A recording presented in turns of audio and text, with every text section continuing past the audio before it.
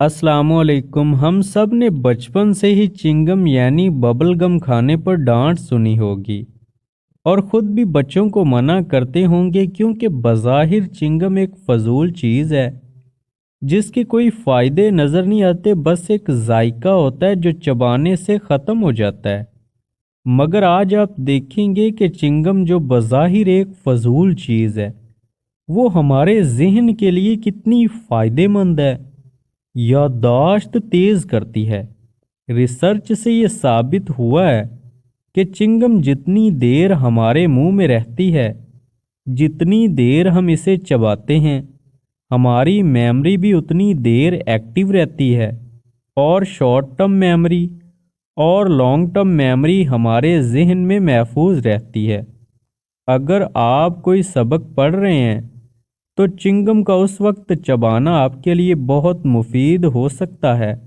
जो आप याद कर रहे होंगे वो आपके बबल चबाने की वजह से आपकी याददाश्त में देर तक के लिए महफूज हो जाएगा। ज़हनी दबाव से बचाती है।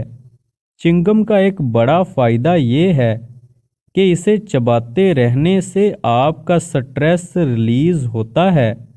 ये बात भी रिसर्च से साबित है कि आपका मुंह चिंगम के साथ जितनी देर हरकत करता रहता है, आप ज़हनी तौर पर रिलैक्स हो रहे होते हैं, क्योंकि आपकी टेंशन और सारी थकन चिंगम चबाने से ख़त्म होती है।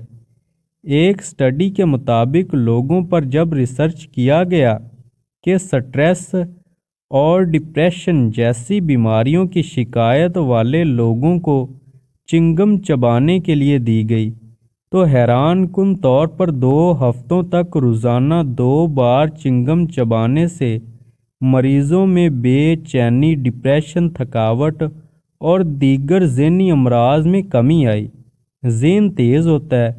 इस तरह ये भी रिसर्च किया गया कि चिंगम के देर तक चबाने से ज़हन तेज़ होता है, नींद, थकावट गायब होती है और तबीयत में चुस्ती महसूस होती है। इस पर भी स्टडी की गई कि आधे बच्चों को एक्टिविटी दी गई और इस दौरान इन्हें चबाने के लिए बबल गम दिया गया।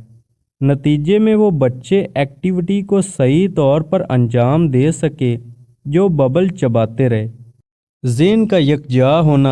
इस दौरान स्टडी में ये भी देखा गया है कि कुछ बच्चों को शोर वाली जगह में एक्टिविटी करने के लिए दी गई जहां डिस्टर्बेंस थी। आधे बच्चों को चिंगम दी गई और नतीजा ये देखा गया कि बबल गम चबाने वाले अपने काम पर फोकस कर रहे हैं।